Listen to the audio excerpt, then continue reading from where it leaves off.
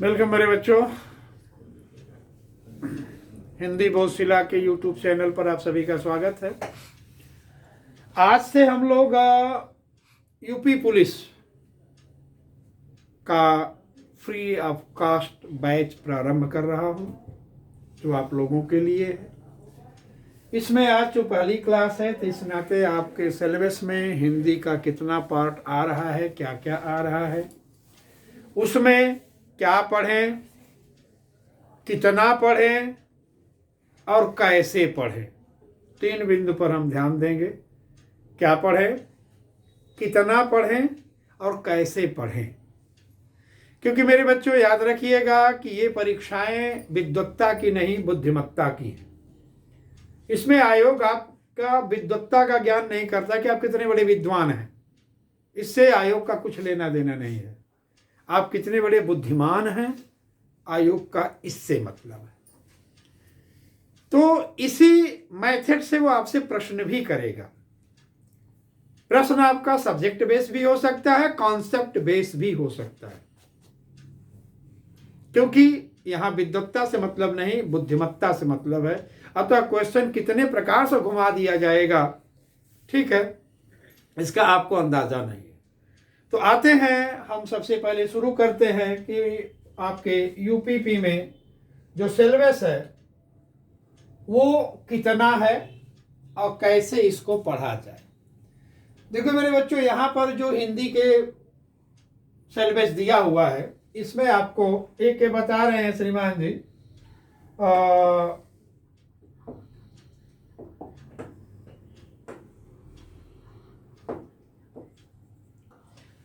हिंदी व्याकरण, ठीक है, हिंदी व्याकरण का मौलिक ज्ञान, बस इतने पे ही हम आपसे चर्चा करेंगे। हिंदी व्याकरण का मौलिक ज्ञान, इसी में ये सब है जो अलग अलग दिया है ना, वर्णमाला अलग करा, तद्भव असम पर्यायवाची विलोम, अनेकार्थ, वाक्यांशों के स्थान पर एक शब्द, समरूपी भिन्नार्थक शब्द, अशुद्ध वाक्यों का शुद्ध शोधन, ठीक है, लिंग वचन कारक सर्वनाम विशेषण क्रिया कालवाच्य, ये आदि आदि आदि, ये सब आपके पास है। सिलेबस आपके पास होगा, नो डाउट। अब सवाल आता है कि सिलेबस को हम लोग कैसे पढ़ें, अध्ययन में कैसे ले आए, इसका जो करणीय रूप है वो कैसे बने। तो मेरे बच्चों याद रखिएगा कि इस सिलेबस को हम सबसे पहले व्याकरण के रूप में जब हम इसको हटा रहे हैं, तो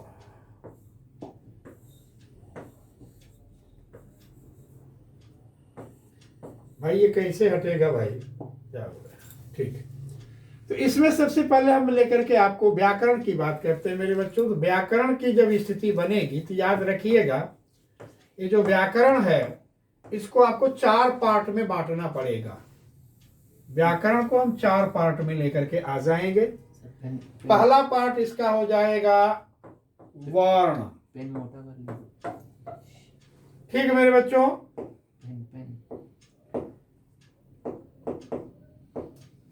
पहला ये हो जाएगा वर्ण। दूसरे पर आएंगे हम लोग वर्ण शब्द, इसके बाद तीसरे पर आएंगे पद, चौथे पर आ जाएंगे हम वाक्य। व्याकरण को हम इस स्थिति से लेकर के चलेंगे मेरे बच्चों। वर्ण में आएंगे तो वर्ण में पुनः 2 पार्ट बन जाएगा, स्वर का और व्यंजन का। क्योंकि आप जानते हैं कि स्वर, व्यंजन प्लस स्वर बराबर वर्ण, यानी यहां पर अगर आप देखेंगे तो व्यंजन प्लस स्वर बराबर क्या हो जाएगा, वर्ण। व्यंजन प्लस स्वर बराबर वर्ण। तो इस प्रक्रिया को हम लोग देखेंगे। स्वर और व्यंजन से संबंधित क्वेश्चंस क्या क्या आ रहे हैं, कैसे कैसे आएंगे, कितने क्वेश्चन इस टॉपिक से उठते हैं, कितने आ सकते हैं, इस संभावनाओं पर भी हम लोग चर्चा करेंगे इनके पढ़ने के साथ। अब सवाल आएगा कि इसमें जो विविध आपके शीर्षक दिए हुए कहाँ कहाँ हमसे इसमें कहाँ कहाँ टकराएंगे, इस पर भी हम आपको एक बार बताना चाहूंगा। क्योंकि वर्ण से क्या बनेगा, शब्द। तो वर्ण से जब शब्द बनेगा तो निश्चित है मेरे बच्चे कि इसमें संधि काम करेगी, समास काम करेगा, उपसर्ग काम करेगा, प्लस प्रत्यय काम करेगा। तो अभी जो 4 टॉपिक आप देख रहे हैं वर्ण से शब्द बनाने के लिए, तो ये 5 चीजें होती हैं जिनको हम कहते हैं शब्द निर्माण की विधा। शब्द निर्माण की विधाएं कौन कौन सी है? संधि, समास, उपसर्ग, प्रत्यय और अव्यय। ठीक है, इसमें हम अव्यय को भी प्लस कर दे रहे हैं, प्लस अव्यय। ये वर्ण से हम लोग पहुंचेंगे शब्द की तरफ। अब शब्द से क्या बनता है? पद बनेगा। तो जब शब्द से हम पद बनाने चलेंगे तो इसमें कौन कौन आएगा? तो इसमें आएगा लिंग, वचन, कारक। इनके द्वारा हम शब्द से पद बनाएंगे। पद के उपरांत अब पद से क्या बनेगा? वाक्य बनेगा। अब यहां क्या क्या आएगा? तो यहां आएगा आपका कर्ता,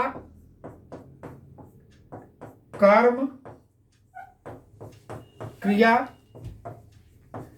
क्रिया में आएंगे तो क्रिया में काल भी आपको पढ़ना पड़ेगा, प्लस वाच्य पढ़ना पड़ेगा।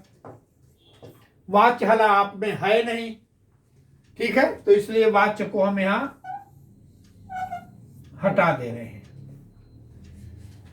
अब इसके बाद आपका वाक्य की स्थिति बनेगी। तो वाक्य की स्थिति में आपको सारी चीजें आएंगी।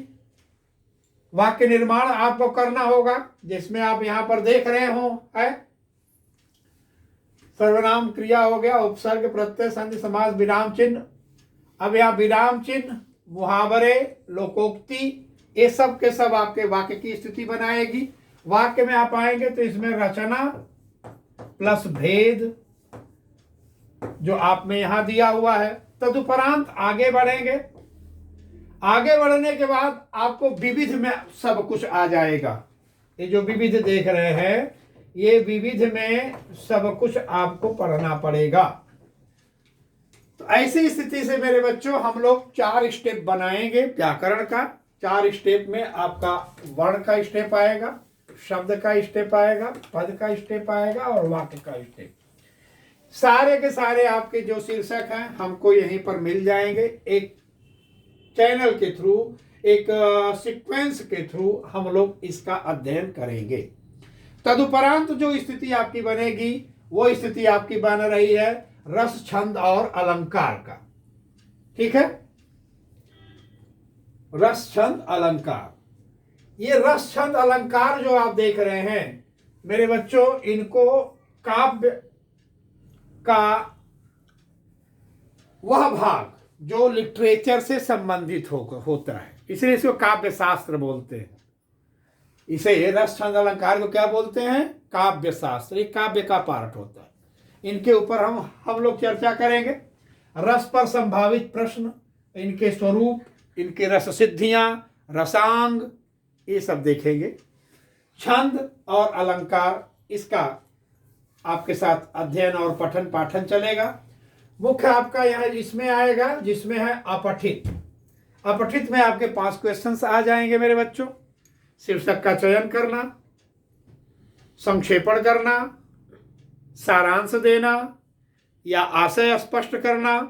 तदुपरांत 2 प्रश्न उसमें आएंगे जो आपके उद्धरण जो है, उस उद्धरण से संबंधित 2 प्रश्न वो आ जाएंगे। इस प्रकार से फिर आगे चलते हैं प्रसिद्ध कवि एवं लेखक तथा उनकी प्रसिद्ध रचनाएं। अब इसमें आपको देखना पड़ेगा पुरस्कार भी, अब विविध में आपको देखना पड़ेगा उपनाम भी। किस कवि का क्या उपनाम रहा है। तो इस तरह से मेरे बच्चों ये जो आपका सिलेबस देख रहे हैं, इस सिलेबस को हम लोग बांटेंगे मुख्यतः 4 खंडों में। ठीक है, आपका जो हिंदी का सिलेबस है ये बटेगा पहले 3 भाग में। आपको मैं यहां दिखा दूं। पहला होगा व्याकरण का, जिसकी चर्चा हम लोगों ने किया। उसके बाद आएगा आपका काव्य शास्त्र। ठीक है, काव्य शास्त्र। तदुपरांत आपका आएगा भाषा, प्लस बोली प्लस लिपि। इसी में आएगा बोली क्षेत्र, इसे भी ध्यान दीजिएगा क्योंकि ये आपके लिए इंपॉर्टेंट है। तदुपरांत जब हम आगे बढ़ेंगे भाषा बोली और इसके बाद ये आपके आएंगे विविध।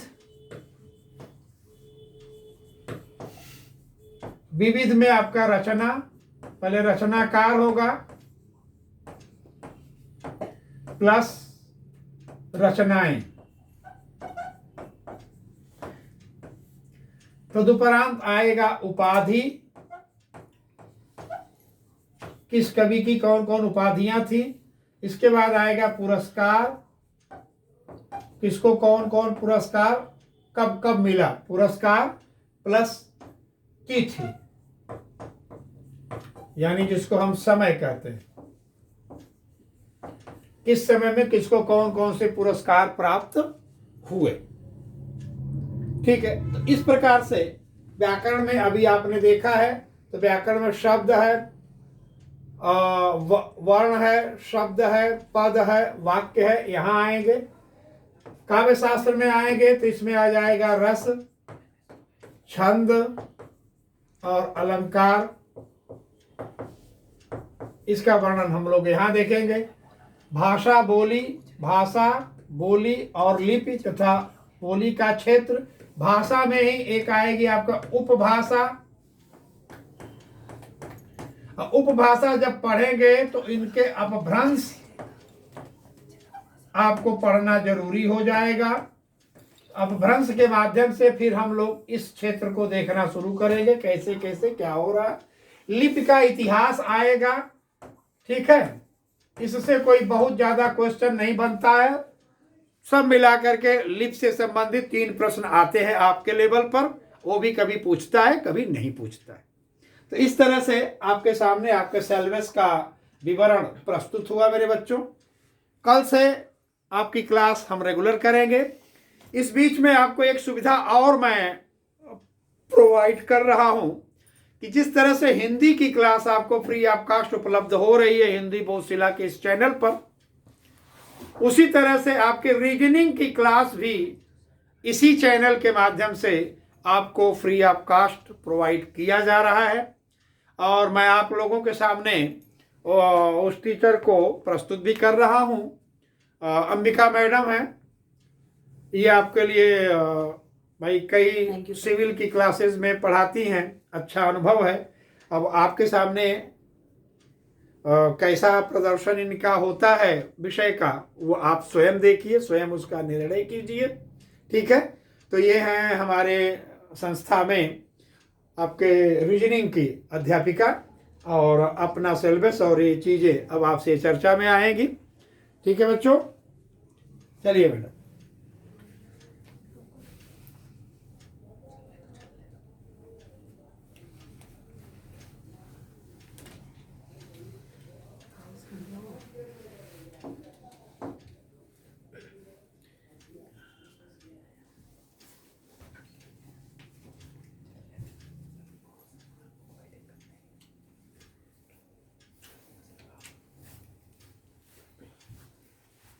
Thank you sir.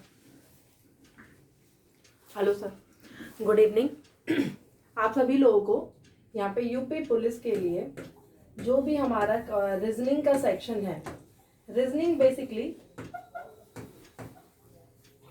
यहाँ पे आपने देखा होगा कि आपके 2 सेक्शंस में डिवाइड हुए हैं। जैसे कि यहाँ पे एक पहला पार्ट रहा होगा आपका जो कि मैथ्स के सेक्शन में आया था, और सेकेंड पार्ट है ये जो मेंटल एबिलिटी के नाम से है, मानसिक योग्यता के नाम से। ठीक है, जिसमें हम लोग ये देखेंगे कि आपके कुछ चैप्टर्स है जैसे लॉजिकल डायग्राम। आप ये देखेंगे कि आपका जो रीजनिंग का बेसिक सेक्शन होता है वो हमारा 3 पार्ट में डिवाइड होता है।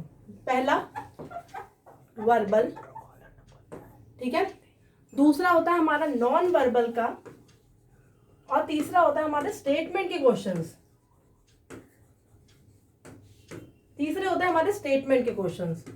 आप ये देखेंगे कि हर एक एग्जाम में, चाहे वो डी ग्रेड एग्जाम हो, बी ग्रेड हो, सी ग्रेड हो, और या फिर ए ग्रेड के एग्जाम्स हो, उन सभी में आपको रीजनिंग के सेक्शंस मिलते हैं। पर आपने ये कभी सोचा है कि A grade, B grade, C grade और डी ग्रेड के एग्जाम्स में सब में रीजनिंग तो है, पर सबके सेक्शंस अलग अलग होते हैं। किसी में वेटेज वर्बल की ज़्यादा है, किसी में नॉन वर्बल में, किसी में स्टेटमेंट के, ठीक है। लेकिन यहाँ पे हमें ये देखना है कि हमारा वर्बल भी है, नॉन वर्बल भी है, स्टेटमेंट भी है। क्यों?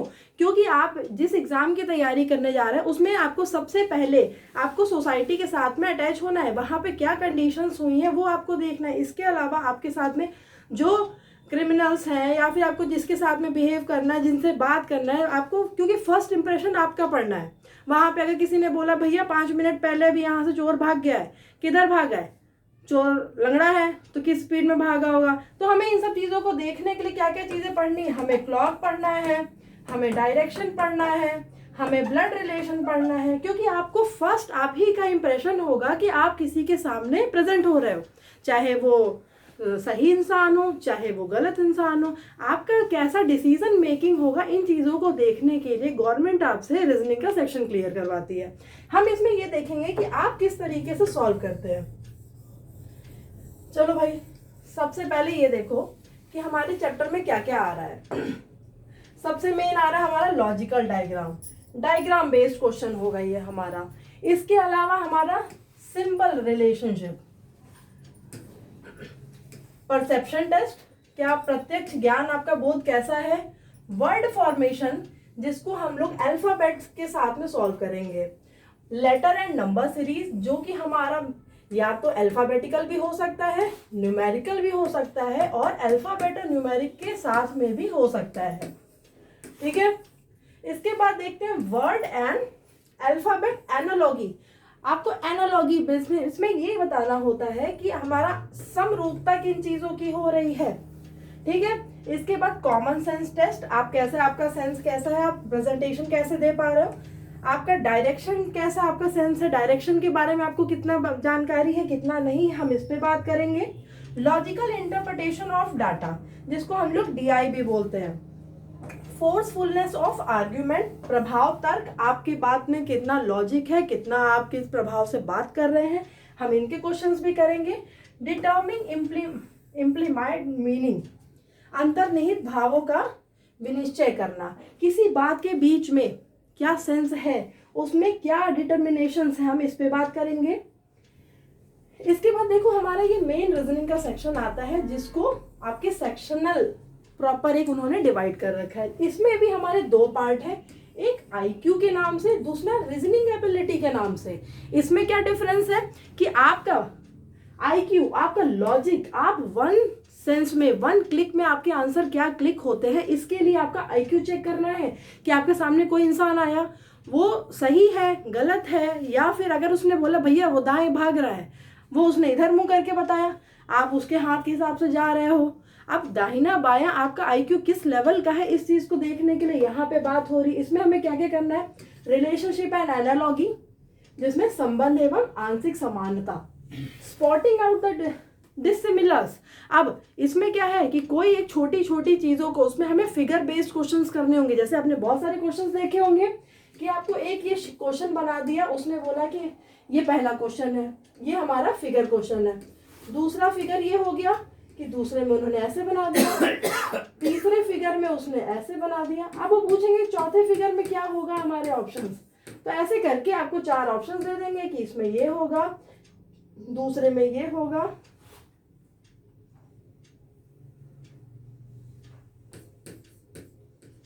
दूसरे में ये होगा या तीसरे में ये होगा। हमारे इन तीनों में से आंसर क्या होंगे, अब आपको स्पॉट करना है, आपको ये देखना है कि सबसे मेन हमारे क्या है कि हमारे स्पॉटिंग आउट करना है कि इसमें देखो ये पहले हमारा फिगर इधर उसका फेस है, उसके बाद इसने सीधे 90 डिग्री इधर फेस किया क्लॉकवाइज, फिर 90 डिग्री क्लॉकवाइज, उसके बाद अब वो किधर आएगा 90 डिग्री क्लॉकवाइज चेक करने पे हमारा आंसर ये होगा। हमें ये देखना है, तो हमें साथ साथ में ये भी देखना है कि हमें आंसर्स को एलिमिनेट भी करना है, क्योंकि हर बार जरूरी नहीं है कि हमारे आंसर सही हो। तो हमें क्या करना है कि अगर तुक्का भी लगाना है तो एलिमिनेट करके साथ साथ में करेंगे। तो हम लोग इस पे भी साथ में काम करेंगे। इसके बाद देखो भाई सीरीज कंप्लीशन, हमें सीरीज भी कंप्लीट करनी है। अब वो फिगर सीरीज भी हो सकती है, न्यूमेरिक भी हो सकती है, अल्फाबेटिक भी हो सकती है। इसके साथ में डायरेक्शन सेंस, कोडिंग डिकोडिंग हमारी अल्फाबेटिकल भी होगी, न्यूमेरिकल भी होगी, साइन बेस्ड भी होगी और मिक्स भी होगी, ठीक है। फिर इसके बाद blood relation, problem based on alphabet, हमें अल्फाबेट से रिलेटेड जो भी प्रॉब्लम्स होंगे हमें उस पर भी काम करना है, उस पर भी हमें क्वेश्चंस देखने हैं। Time sequence, it means clock के क्वेश्चंस, भाई 5 मिनट पहले वो आदमी भागा है, मैथ में तुमने पढ़ लिया होगा स्पीड टाइम डिस्टेंस, अब हमें उसके साथ में क्लॉक का हमें ये भी देखना है कि अरे आपने मैथ में पढ़ लिया कि चलो ठीक है स्पीड टाइम डिस्टेंस के रिलेटेड क्वेश्चन देखें, लेकिन अब बात यहाँ पे ये कर रहे हैं कि घड़ी में उसने ये देखा कि घड़ी में ये देखा कि शीशे में घड़ी हमारी वो हो रही थी, दिख रही थी, उसमें ये टाइम दिखा रहा था। रियल इमेज क्या बन रही होगी, भाई तुमने मैथ में तो पढ़ ली कि वो बंदा इतना तेज भागा है, वहां पे उसने ऐसे क्वेश्चन कवर किया, आपने तो स्पीड टाइम डिस्टेंस देख लिया। पर अगर सेम टू सेम क्वेश्चन यहाँ पे ये बोल रहा है कि 3 बज रहा था, मिरर इमेज में उसने देखा कि साहब हमने घड़ी में देखा था, हमारे सामने शीशा लगा था, शीशे में घड़ी में दिख रहा था 3 बज रहा था, तो भैया कितना बज रहा होगा उस टाइम। हमें ऐसे क्वेश्चंस भी लगाने हैं क्योंकि हमें सीधे सीधे पब्लिक से मिलना है, तो हमें उससे रिलेटेड क्वेश्चन सॉल्व करने हैं। फिर वेन डायग्राम, देखो वेन के क्वेश्चंस कैसे होते हैं कि जो चीज यूनिवर्सल है, जो चीज उसके अंडर आती है और जो उसके अंडर में भी सेक्शनल होती है, उनको हम सॉल्व करेंगे यहाँ पे। इसके बाद में वेन आरेख चार्ट हो गया। मैथमेटिकल एबिलिटीज, इसमें न्यूमेरिक नंबर से रिलेटेड क्वेश्चंस होंगे और अरेंजिंग इन ऑर्डर जो क्वेश्चंस बनते हैं वो हमारे अल्फाबेट से रिलेटेड होते हैं, जो कि डिक्शनरी के क्वेश्चंस होते हैं कि बचपन में ऑक्सफोर्ड वाली डिक्शनरी, पॉकेट डिक्शनरीज खोले होंगे ना, चेक किए होंगे, ये उसी से रिलेटेड क्वेश्चंस हैं यहाँ पे। अरेंजिंग इन ऑर्डर, क्रम में व्यवस्थित करना अल्फाबेट्स को। अब तार्किक क्षमता, अब हम बात करते हैं रीजनिंग की। रीजनिंग में एनालॉगी, हमें ये देखना है कि हमारे लिए कॉमन कौन कौन सी चीजें हैं, अगर एक का आंसर ये हो सकता है तो दूसरे का आंसर भी सेम टू सेम कैसे होगा। ये हमारे अल्फाबेट से रिलेटेड भी होते हैं, वर्ड से रिलेटेड भी होते हैं और नंबर से रिलेटेड भी होते हैं। अब इसके बाद सिमिलैरिटीज, समानता। अब अगर कोई चीज सेम टू सेम है, अगर जैसे हम बात कर रहे हैं कि स्क्वायर का रिलेशन जो है, हम बोल सकते हैं कि स्क्वायर का फिगर 2D होता है, और उसकी अगर हम बात करते हैं डाइस जो होता है, डाइस का फिगर कैसा होता है, वो हमारा 3D होता है। क्यूब होता है, क्यूब भी हमारा 3D होता है। अब सेम टू सेम हमारा जो रेक्टेंगल होगा उसके फिगर 3D कैसा बनेगा, हमें अगर ये चीज चेक करनी है तो उसके लिए हमें सिमिलैरिटीज आनी चाहिए। अब भाई अगर हमारा स्क्वायर था, स्क्वायर का फिगर तो बन जाएगा हमारा, क्या बन जाएगा, क्यूब बन जाएगा। फिर सेम टू सेम अगर हम बोल रहे हैं कि रेक्टेंगल का क्या बनेगा, तो रेक्टेंगल का क्या बनेगा, क्यूबॉइड बन जाएगा। हमें ये सब चीजें सिमिलैरिटीज में पता होनी चाहिए। अब इसके बाद हम बात करेंगे डिफरेंस भी हमें, फिर जब भाई आपने ये बोल दिया कि यहाँ पे क्या है भाई, यहाँ पे स्क्वायर से बन गया हमारा क्यूब, तो क्या रेक्टेंगल से कोन बनेगा, नहीं बनेगा। तो हमें इन चीजों के बारे में पता होना चाहिए, तो उसके लिए हम क्या करेंगे, उसके लिए हम लोग डिफरेंसेस देखेंगे। अब बात करते हैं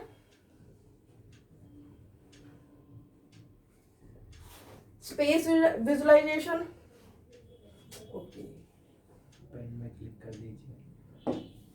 अब देखेंगे स्पेस विजुअलाइजेशन, खाली स्थान को भरना। आपने देखा होगा बहुत सारे फिगर्स होते हैं जो ऐसे बन के आते हैं, उनमें क्वेश्चंस होता है भाई यहाँ पे 2 लिखा है, यहाँ पे 3 लिखा है, यहाँ पे 4 लिखा है, यहाँ पे 6 लिखा है, यहाँ पे 8 लिखा है और यहाँ पे 12 लिखा है, यहाँ पे 16 लिखा है, तो यहाँ पे क्या होगा। तो किसी भी बॉक्स में, किसी भी फिगर में क्या फिल इन द ब्लैंक हमें करना है, उस स्पेस को फिलअप करने के लिए वैसे क्वेश्चन हम लोग यहाँ पे सॉल्व करेंगे। इसके बाद में प्रॉब्लम सॉल्विंग, जो मैंने आपसे सबसे पहले बोला था कि आपको हर डिसीजन आपके कैसे होने चाहिए, उन चीजों को यहाँ पे हम सॉल्व करेंगे। समस्याओं को सुलझाना कैसे, वहां पे आपका 1 क्लिक सोल्यूशन क्या होगा, ठीक है, उस चीज को हम यहाँ देखेंगे। इसके बाद एनालिसिस जजमेंट, जो मैंने आपसे कहा था स्टेटमेंट के क्वेश्चंस, देखो अब यहाँ पे आए। डिसीजन मेकिंग, अब आपके कैसे डिसीजंस हो रहे हैं, आप किसी चीज को कैसे सॉल्व कर रहे हो, आपके क्या जजमेंट्स होंगे। आप किसी को ये तो नहीं बोल, कोई आगे बोल दिया भैया हमारी बकरी चोरी हो गई, इन्होंने चोरी कर दी, तो क्या इस चीज को आप उसको ले जाके थाने में बंद करोगे, नहीं करोगे। अब वो चीज आपने जीएस में तो पढ़ ली, आपको जीएस में नॉलेज तो मिल गया, पर आप वहां पे कैसा बिहेव करोगे, इंस्टेंट आपके क्या रिएक्शंस होंगे, वो हम रीजनिंग से सीखेंगे, ठीक है। इसके बाद आगे देखते हैं हम लोग discriminations, observation, relationship, visual memories. अब इन सब चीज़ों को हमें अपने साथ में सॉल्व करते चलना है। अर्थमेटिकल रीजनिंग जो कि हमारे नंबर से रिलेटेड होंगे। वर्बल एंड फिगर क्लासिफिकेशन, हमें फिगर से रिलेटेड जो क्वेश्चन है हमें वहाँ पे वो सॉल्व करने हैं।